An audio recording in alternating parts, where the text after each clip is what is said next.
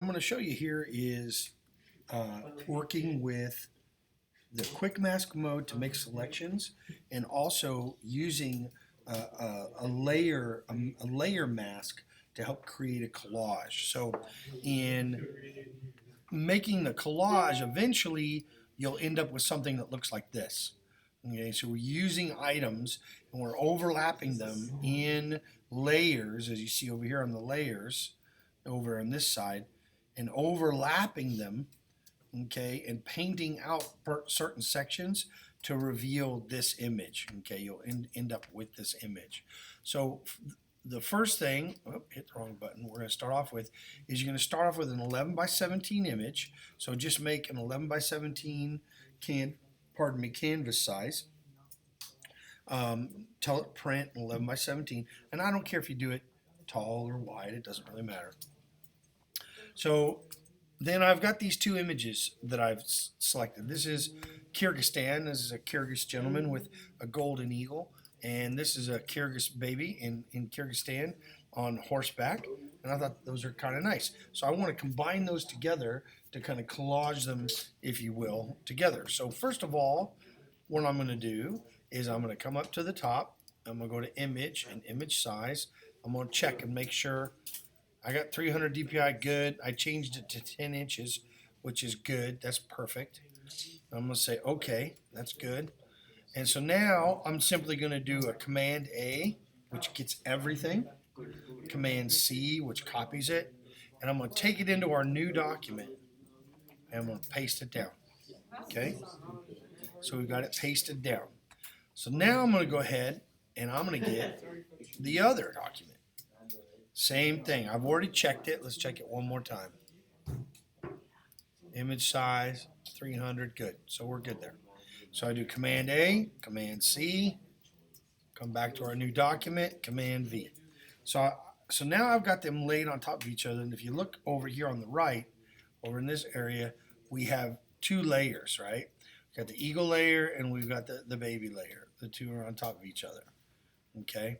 So now if I get my move tool, over here and get my move tool, I can click on this one and move it around.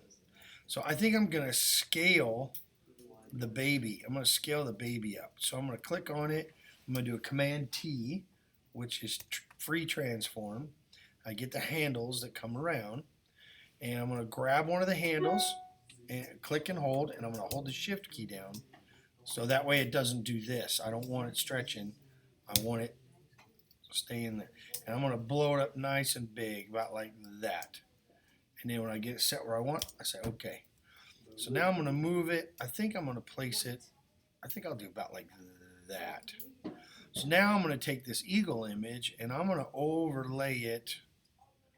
I'm going to try to maybe bring it so that like his wing is tucking right into the chin, something about like that. Well, yeah, because this guy will fit right there like that. So now I've got them overlaying each other, and now I'm going to use the layer mask mode to help create a kind of like a painted out template to remove some of this top image to make our and reveal what's underneath it. Okay, so if you look right now, I've got this layer selected because it's got this bracket all the way around it. Okay, so what I'm going to do is I'm going to come down here on the bottom and I'm going to say create a layer mask, and when I do that, it lays basically like another sheet of plastic over, clear plastic over that image. Okay, and it's over this top image, and this is going to allow me to paint on it. And I can take away parts and not take away parts. And the great thing about this is it's non-destructive, meaning like if I grab the eraser tool and just start erasing parts of this up here, well, it's gone, and I'd have to start all over again, lose everything that I've done to get it back. Well, with a layer mask, all your work is just on that layer. It's just on this layer right here. And if you screwed it up to where you can't fix it, you just throw that layer away, throw that layer mask away, and just put a new layer mask. so you don't lose anything else. All right, so as soon as you'll notice that this has the bracket on it, so I know that I'm working on the layer mask. If I wanted to work on the layer, on the image layer, then I would click on the thumbnail over here and it puts the brackets around it. So another thing I want you to notice is when I'm on the layer itself, see my color?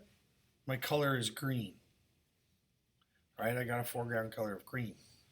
When I am on the layer mask, as I click on the layer mask over here, make sure I've clicked on it, right?